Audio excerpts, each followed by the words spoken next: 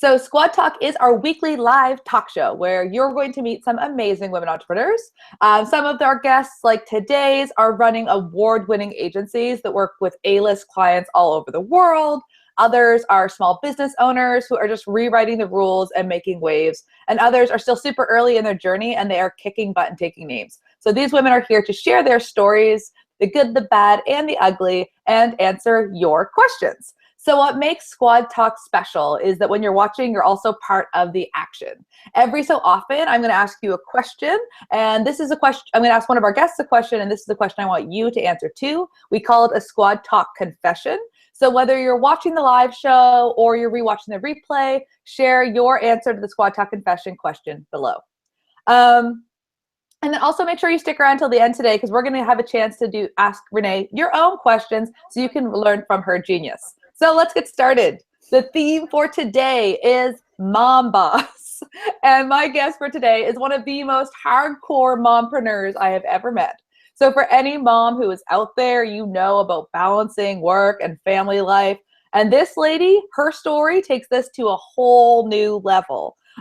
In fact, she is such a pro at being an amazing entrepreneur and a mom that she's actually writing a book so you can steal her secrets. So I don't have any kids yet myself, but I do want to have a family soon. And I am telling you, I'm actually holding off until Renee's book comes out because I need to steal her secrets.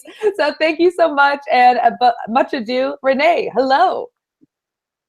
Thank you so much for having me. Yes, I know Caitlin keeps bugging me about this book that I'm writing and this community that I'm creating about essentially telling the story of how I started this business and had babies and all this stuff over the course of 2 years, which I think is kind of the premise of this conversation. It's like, for me, it's like you can have your cake, i.e. business, and your family and eat your cake at the same time as drinking wine and raising your children. Oh my gosh, I love it. So before we dive into your story, one thing I always like my guests to do, the first thing, is to give their best elevator pitch for their business. Because I think it just provides context for the audience. They get to know what you're all about and they get to see your mad pitching skills. So Renee, can you give us your pitch? So funny, we help our clients do this, and admittedly, I'm terrible. So we're a PR agency for fast growth companies on a mission to change the world. So essentially, we want to work with companies that have a huge social component to what it is that they do, whether it's a part of their product or service, or if it's an extra thing of what they do, like the one-on-one giving or charitable stuff. Is like, for us, it's like working with like the Warby Parkers or the Tom Shoes of the world, where it's a business, it's for profit, but they can give stuff away.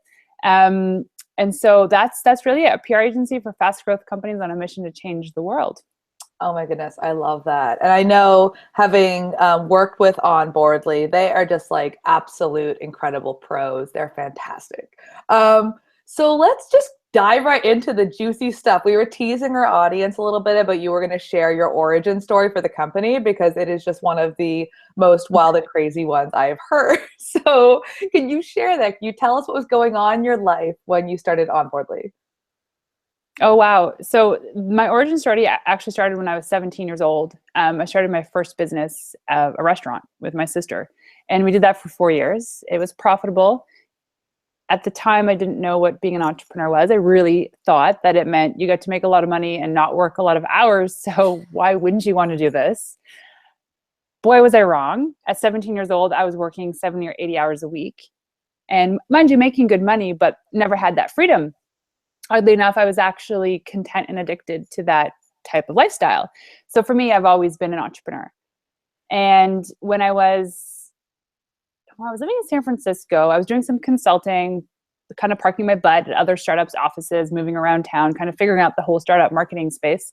I started doing some contractual work with a lady from the East Coast named Heather. She was my former business partner. And so we started doing a lot of stuff together. I was doing content and social, she was doing PR. We came together and we started this business.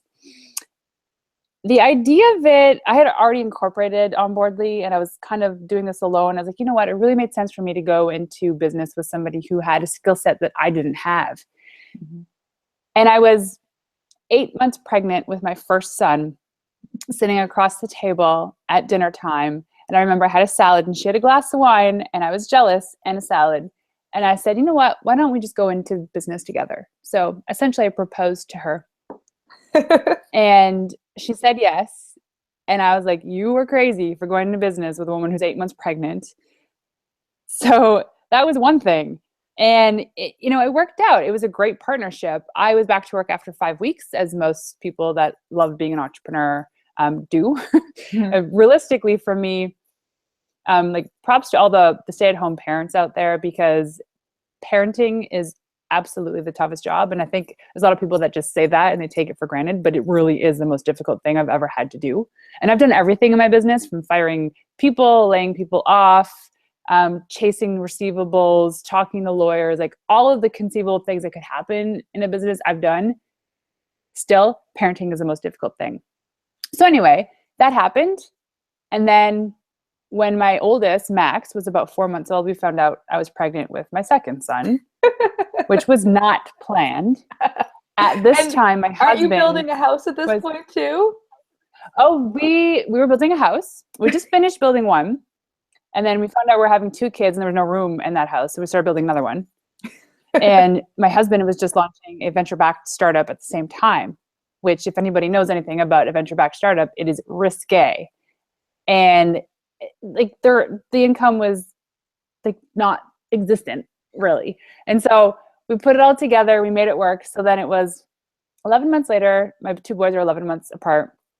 We welcomed Noah into the world, and it was a little bit easier. When you have your second kids, it's a little bit easier.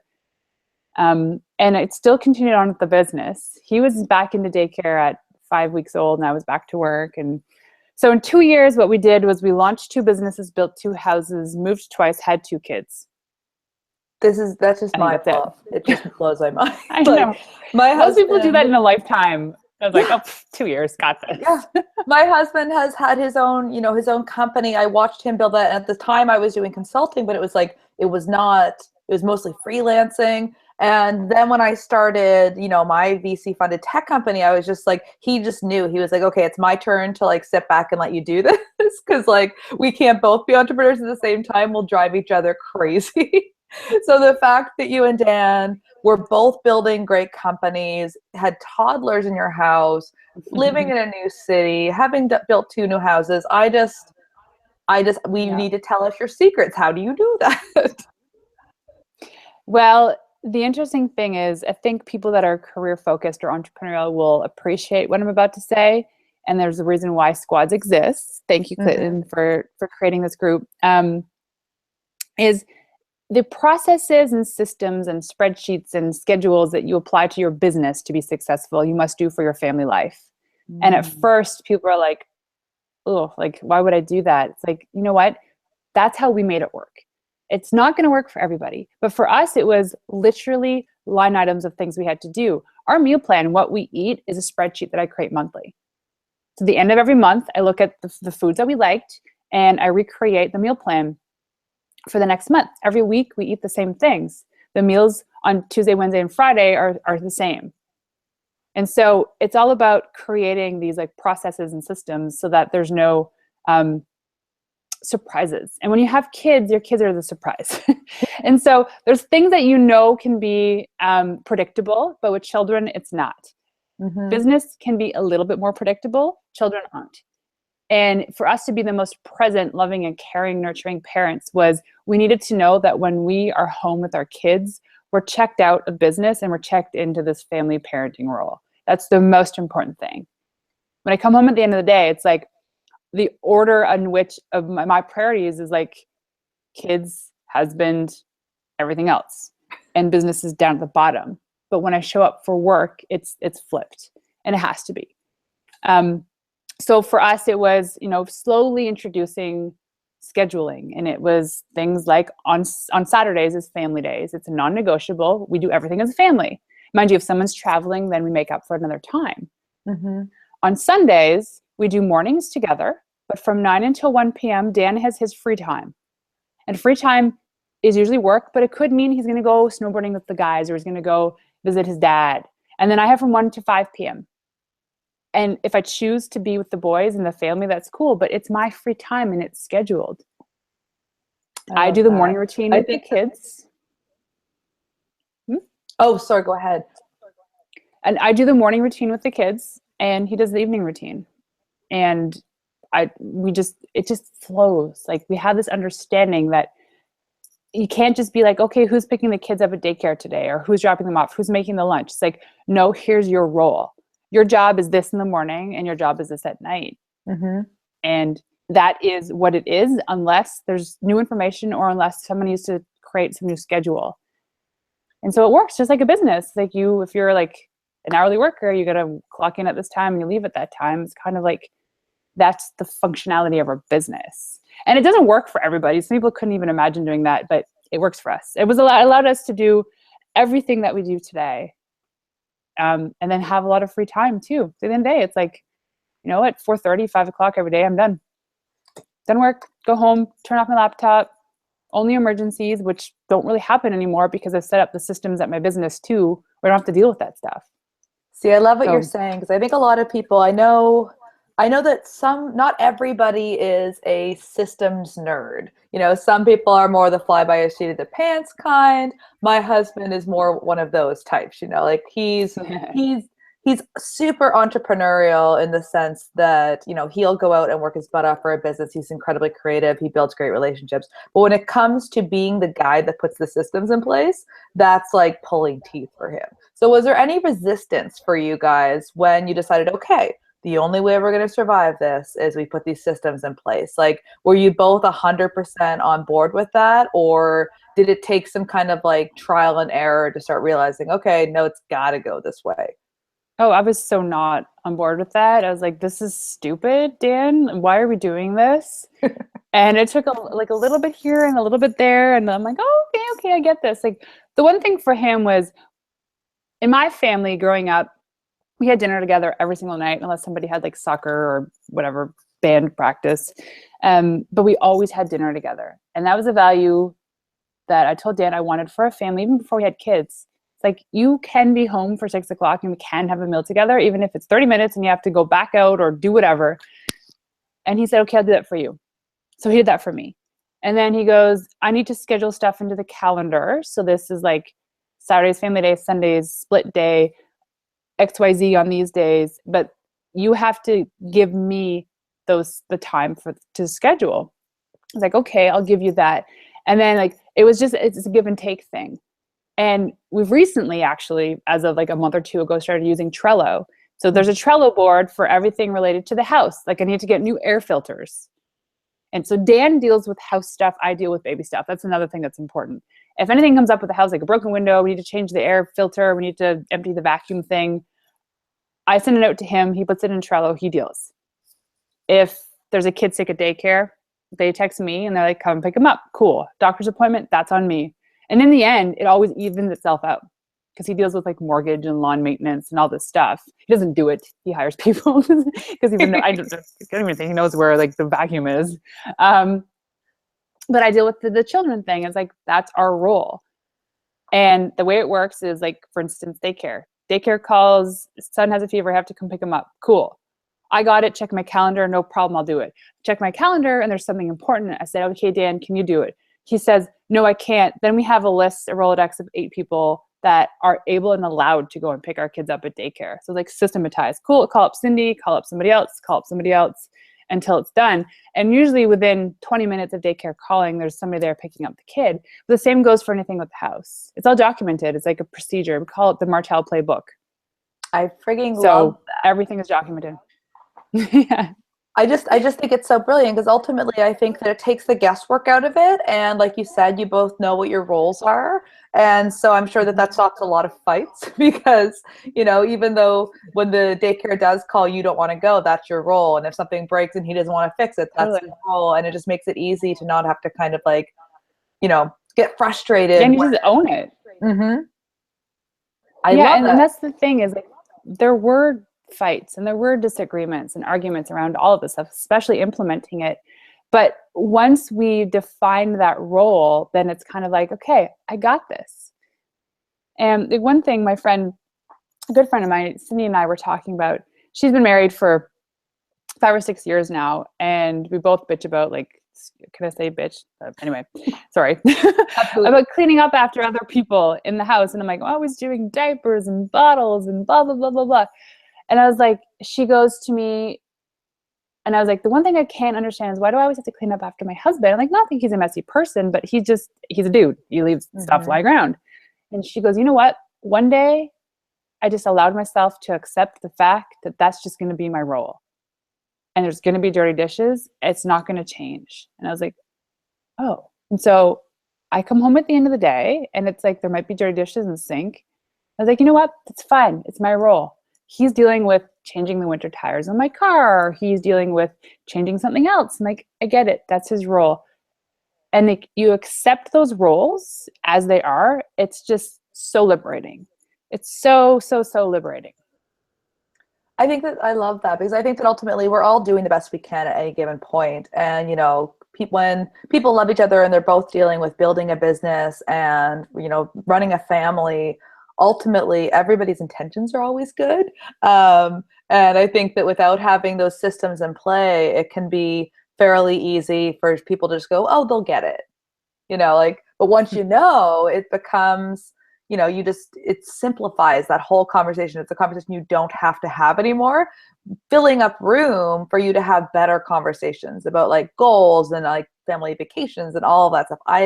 I'm so enamored with what you guys have figured out. So tell us, how can other people apply this to their own, you know, to their own relationships? What are some kind of like tactical things they can try? Yeah, I always say start small, because we didn't just implement this one time. It was like baby steps, right? We add one thing, see if it works, take it away if it doesn't, and you just keep building on it. For us, it was just scheduling stuff. And I know, like, especially there's still a lot of onus on the mother to be the default care provider, regardless of the day, regardless of the time. I feel like if a woman can put in her calendar that's a non-negotiable, that say every Wednesday night from 7 p.m. until bedtime, she has that time off. It could be to have a bath or go out with friends, but it's every single Wednesday and it's a non-negotiable. That's a start. And then you look at your values. Like, if, you know, going to church together on Sunday is a thing, then you make it a thing that's a non-negotiable.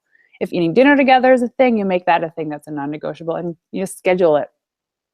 Put in your calendar, send the notifications, and then people will start seeing, okay, and they'll stop thinking about it too. They'll know, oh, mommy's busy Wednesdays at 7 p.m. and that's her alone time, or that's her time to do whatever it is. The other thing too is using spreadsheets. I know food and meal planning is huge. We have good months and we have bad months, but for us, especially with kids, it's creating those meal plans ahead of time.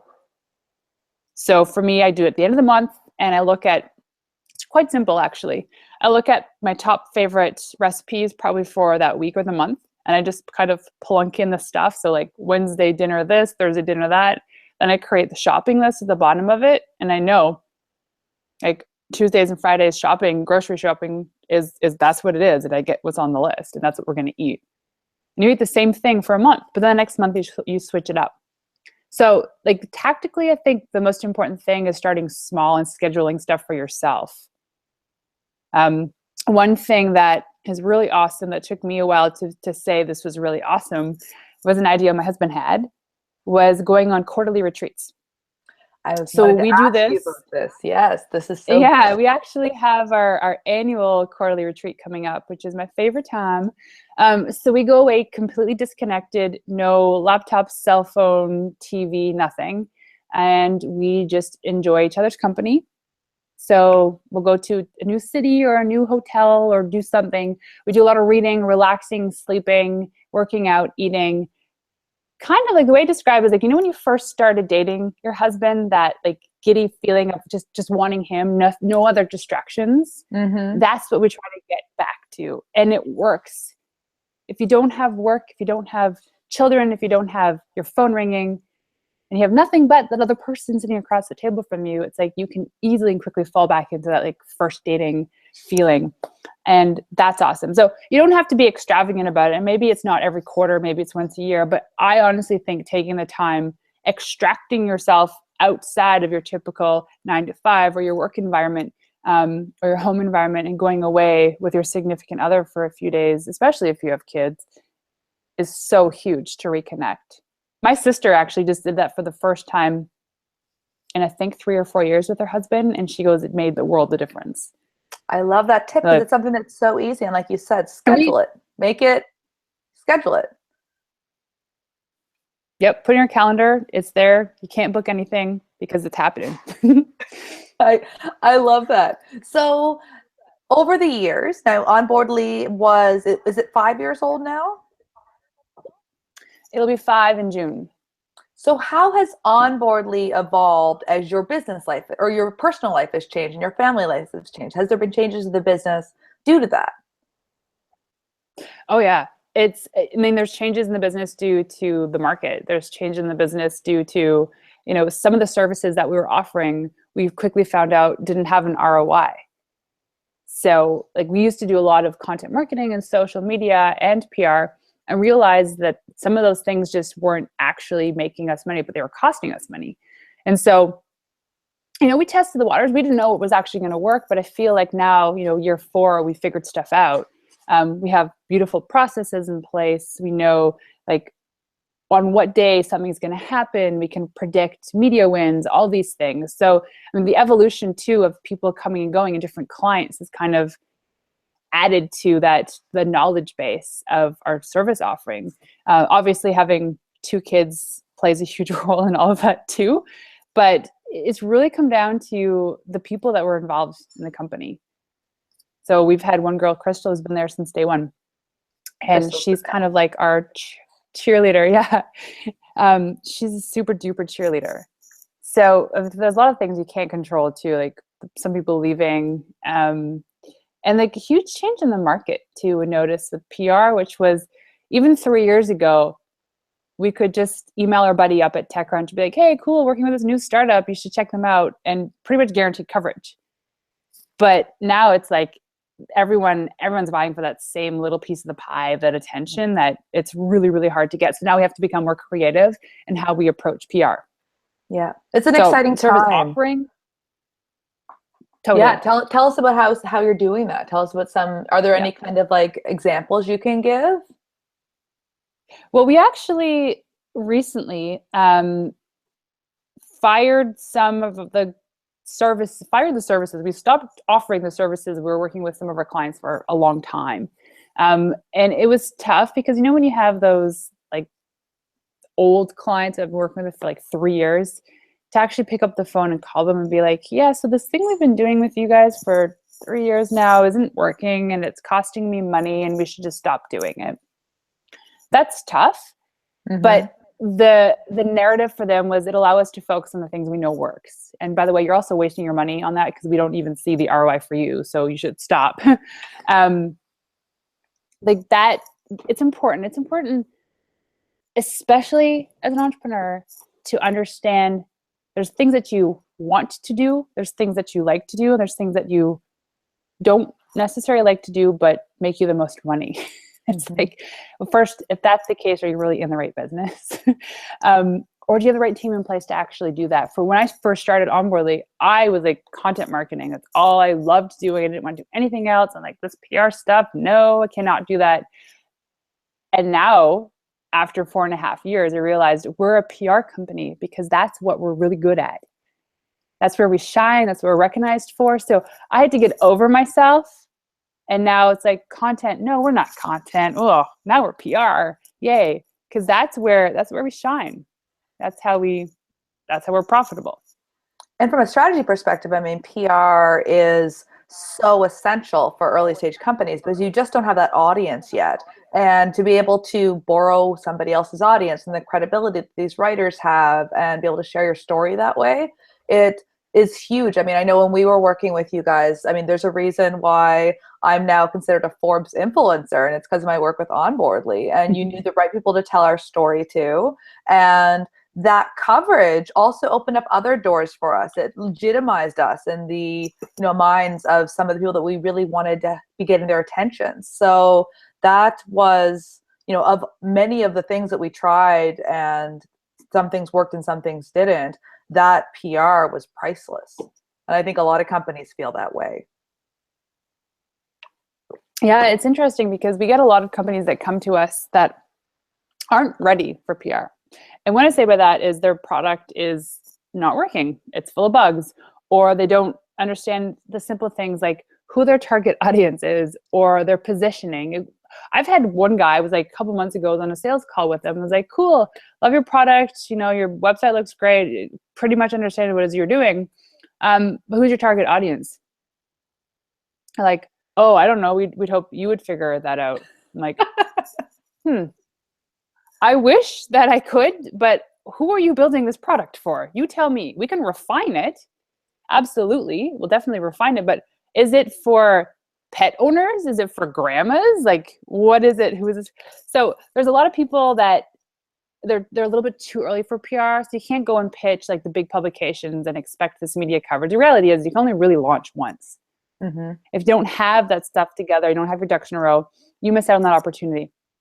And so we have this new program that we implemented maybe 6 months ago called the Ready to Launch program. And it allows us to work with really early stage startups, particularly, or any companies really, to help them get ready for the next step. And it's an assessment tool for us too. It allows us to work with you for a month to put together this very detailed strategy and do a competitive analysis and all this stuff to realize whether or not, okay, you should probably go back to building product, or you're ready for PR, let's do this now. And we've done 3 of them so far, and it's been eye-opener because there's been one case particularly, this company out of New York, awesome people, great product. We did 4.5 weeks of this Ready to Launch program, and at the end of it, I said to them, you're not ready for PR. And they were ready to spend like 10 grand a month on PR and do all this stuff. And I said, no, let's do this assessment first. We did it, and I said, no, here's what you need to do. I'm not a product person. I don't code, but given how many startups I work with, have a general understanding of what will work, and gave them some advice. And then they went back to the drawing board. And I haven't spoken to them in a couple months, but it is what they needed, because had they launched, it would have no one would have picked up the story, and they wouldn't really have had much chance after that. That's such a priceless service, because I see this all the time. I mean, in my travels in the startup ecosystem, I think that there's a lot of emphasis put on what they call the hacker and the hustler team. So you've got the person who builds the product. You've got the business guy or girl who's going to stand up and pitch the product and build the team and sell the vision. But I think that oftentimes the core competency that's missing on those founding teams is the marketer. And, you know, as you've been saying, with everything that's changing and the way that content marketing is changing, that's not something you can hire in anymore when you get funded. It's like, it's a mindset that needs to exist inside of the company. So for you to work with these companies at an early stage and get them ready to launch, that's game changing for them. And it could be the difference between success and failure, because you're basically building in that culture at the beginning. And I think that the founders probably recognize how incredibly valuable that is, especially if they don't have that skill in-house.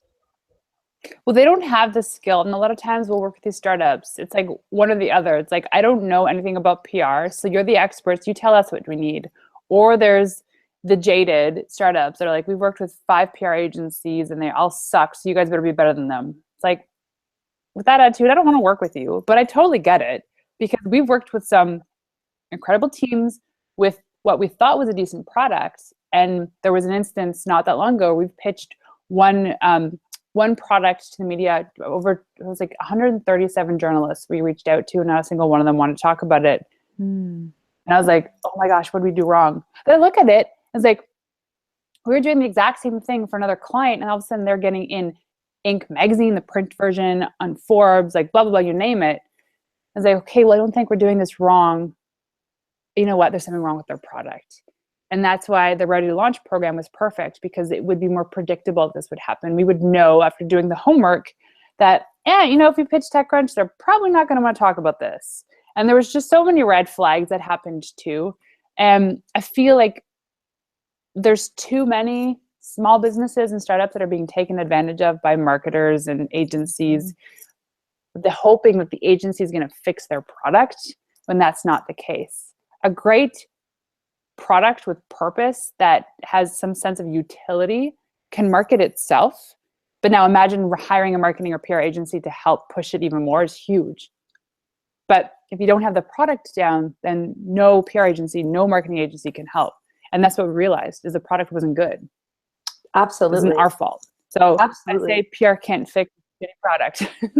Oh, absolutely. And I think the other thing is that, you know, when it comes to working with a great PR team, they have this other element that is just priceless for you as the founder, which is existing relationships. And those take so much time and energy to build. And anybody who thinks you can just go out and like, you know, spray and pray media and get the same results that you're going to get when you work with a professional, it just doesn't work out that way. You know, they are delighted to see you in their inbox, whereas a lot of founders aren't really good at that, you know, crafting that pitch yet where they actually get any type of reaction. So I know firsthand. No, they're not. Yeah, and like the relationship thing is one thing, because people come to us like, do you have relationships in this industry or with all these publications? I'm like, oh, well, no, not that industry, but we know how to make those relationships. And then I see these founders and these small business people going at it themselves, and I'm like, oh gosh, like you shouldn't not be doing this yourself. I know you're trying to save money, but you're just going to screw it up for yourself, especially if you've never done it before and you have no clue what you're doing. And you think, oh my gosh, you don't need a PR agency. We had one guy, because we have this program called the Ultimate PR Machine, and it's a do-it-yourself PR program. And he was like, oh, you know, I'm going to do this program when I learned to do PR myself. And he had a mattress company out of Chicago. And I was like, yeah, cool. So I gave him a discount. He did the program. He came back to me a month and a half later, and he goes, I put in 80 hours of pitching and I got one Forbes writer to respond to me, but I didn't get a mention. I was like, yeah, you know, PR's tough. That's what happens. He goes, can I just hire you guys to do this for me? Because I realized at the end of the day, I should not be doing this myself. It's like, exactly. That's it. Leave that work to the experts. If you're actually really good at it and you're a founder, that's your opportunity to train somebody to do it for you. But if you're a business owner, founder, developer, whatever it is your role, focus on making a better product or a service offering than doing your own marketing. I've actually had advisors tell us we should hire another PR agency to do our own PR. 100%. Like, that's stupid. I said, no, it actually makes a lot of sense. I'm like, oh, all right. We haven't done it, admittedly. Squads, essentially. Like one of the things that I find to be just absolutely like shocking, because it's consistently true, is that when you sit down with a group of smart people and you share your business problems, they just come with this objectivity that you yourself can't have. And so I think, you know, I often recommend to people, even if this is your core competency, consider at least hiring somebody to just have as a brainstorming partner who understands that space, because they're going to help to bring a level of clarity to your challenges that you yourself as a founder can't get, because you just have too much context. You're seeing challenges that might not actually be there. You're overcomplicating things because you have too much context. Oftentimes that objectivity, they can just cut through and get to solutions that you yourself might not see. And it's kind of cool. Yeah, and we just did a strategy presentation actually right before this call for a client that thought they knew their product so well. And we were dabbling with the product, using the app and working with it. We came up with our own definitions and understanding of how people might actually use it. And we presented it to them, like, wow, we never really saw it this way, or we did see it that way, but we weren't too sure if that's the way we should go. I'm like, dude, we're just looking at this in the perspective and the filter of how the media would be interested or how influencers would be interested. Essentially, it's like your target audience. They don't really care about these things, but they'll care about these things. And while you think these things are fancy, they're insignificant. This is what's most important. And they're like, okay, you know, you're right. I thought about that. I just didn't get it, or I didn't want to admit it. And so, you know, sometimes having that outside perspective is so important. Whether you like the information or not, it gives you some sort of clarity around that issue. Absolutely. Absolutely. So the next question I'm going to ask you is one of our Squad Talk confession questions. So that means anybody who is watching, we'd love if you would answer in the comments and give us your own answer to this question below. So the question's kind of a two-parter. What is the hardest thing about being an entrepreneur and a mom? And then what's the best thing? So hardest thing, best thing. Oh, wow. Okay.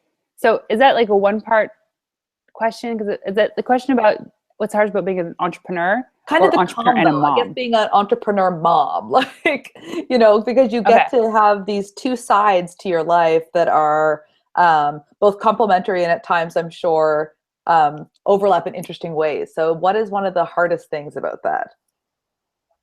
The hardest things about, okay, actually, I don't know. Here's it. My kids are perfect. So there's nothing that's hard. No. Absolutely the hardest thing is the fact that you have these little tiny human alarm clocks that wake up at 5:55 in the morning and they go to bed maybe at 8 p.m. every night. And so outside of daycare, there's these human beings that require your undivided attention and love and focus. And admittedly, there are days when I don't want to do that, but I'd rather work, right? If you don't want to work, most entrepreneurs can just step away from the business for an hour or day or whatever it is. And that's probably the hardest part, knowing that really, I have two babies. I have my business and I have my other two babies, so really three babies. And they both require that attention. But with my business, I can give it the attention when I feel like it within reason. It could be at midnight, it could be at 6 a.m. With the kids, it's very structured. This is what's going to happen, and you need to be there for that. Now, the best part about being an entrepreneur and a mom is I created this business to have some sort of flexibility and freedom in my lifestyle so that I can be there for the boys. So when daycare does call to go get them, or when they do have an outing to go to the zoo or to the bowling alley, I can freely join them. I can be a part of their life. And also, I think them seeing both my husband and I being entrepreneurial and reading these books and watching like podcasts and webinars also introduces them to entrepreneurship. So I can educate them about this without having to force it upon them. They see it. They meet so many cool people because of what we do. We get to travel together, which is also pretty awesome. Like in a month and a half, we go to San Diego for 3 months as a family. I love that. The dream. I wouldn't be able to do that if I had a job, right? I wouldn't be able to do that if I didn't have this type of business. So I think that answers it. And there's so many other cool things about being an entrepreneur and mom together. But I think that's really it. And the opportunity to show them the world as opposed to just their community, which is huge. That's fantastic. So, is there anything that you wish, this is kind of, veering off topic a little bit, but is there anything that you wish that somebody would have told you before you started your business? This is one that I think about a lot, if I only would have known, like. Okay, I'm going to put two things in there because I think they're both important. The first thing is we're all in business to make money. So you need to look at your numbers to be profitable. The most important thing when you start a business, big or small, is get your numbers figured out. If you don't understand them, hire an accountant or a bookkeeper and look at them every single day. Don't look at them quarterly or monthly or weekly, every single day. I look at my numbers 5 times a day, at least. I look at my bank account twice a day. I update my spreadsheets all the time because the moment something starts to slip, that's when you can be predictable about things. You need to cut things, you need to hire people, something needs to happen. That, and the other thing too is the thing that was absolutely the hardest for me when starting a business was the people. Mm-hmm. I am a terrible manager. I am not good at managing people. I'm not good at managing drama and emotions. That gives me I want you to show up to work. I honestly, if I could redo my business, I'd hire all contractors. And I think that I could do it. I'm really not good with the fact that I go home at the end of the day, I have to deal with being a wife and a mother. And there's enough drama and emotions there. But to go to work and have to deal with other people's emotions was really, really hard for me. Because my perspective was I can show up to work and it's my place of clarity. It's my space. I can go and work on the things that I love. But then as employees come in saying, I have this issue or I have this issue or I'm not getting along with this person or she said this or he said that, I'm just like, oh, okay. I can't digest that information. I've always been terrible at it. And that's when I had my co-founder. She was really good at it. And then when she left to go start her own startup, I absorbed all that. And I was like, wow, it's very difficult. And it definitely takes a very talented person to be able to deal with that stuff. And so for me, it's like the finances and the people. I did not expect those things to be so difficult. I thought getting clients would be hard. It's the money thing and it's the people thing. It's hard. I think those are great, great pieces of information. People that are early, that are considering growing their team, really kind of thinking about all those moving pieces. And like you said about the consultants, I think that that's going to be the wave of the future to how even large companies are built. And you see it now more and more, very successful, very profitable companies that are running with a skeleton crew of specialists versus a core crew of generalists. And I think that it can be a really effective strategy because you can go lean when you need to, you can invest when you need to, and you're getting people that are doing their core competency rather than trying to get your small team to wear 10 hats when really they only want to wear one. I think no, it's so true. Happening. I think there's a lot of businesses where, you need to have the employees. But I know that, I don't know the statistic exactly, but they said by 2020, the majority of the workforce will be freelancers or entrepreneurs. And I truly believe that. Next billion we're in this knowledge base. Woo, yay, girl power. It's funny, side note, I should have brought it up here. I actually have a pin it's the uterus with the ovaries, and it says grow a pair. So like grow a pair of ovaries. Like that's so powerful. Yeah. Anyway, so I think most people will become contractors or freelancers or consultants in the future. I totally agree. I think that they say even now, 33% of America are freelancing in some capacity. And yeah, that's going to be 50% by 2020. So easily. The workforce is just going to look different. And it's an exciting time to be an entrepreneur. And a super exciting time, I think, to be somebody who is entrepreneurial, but kind of figuring out what style of business you want to grow, because you can go freelance, get a partial contract where you can work with somebody on a long-term basis, yet have some flexibility. That's something the workforce just didn't offer a few years ago. And that's really cool. Awesome. Yeah, and that's the thing too. I think it was something really cool that just happened with Amex, American Express. No, was it? Yeah, I think it was American Express. They said they're offering full 6-month full pay paternity leave, so parental leave for anybody that's had a child. And in the States, that's huge, full pay. So not only is this workplace shifting to actually having more freelancers and consultants, big companies are seeing the need for family time. They're seeing the need that a mom needs to be there for their kid, and they need the money too.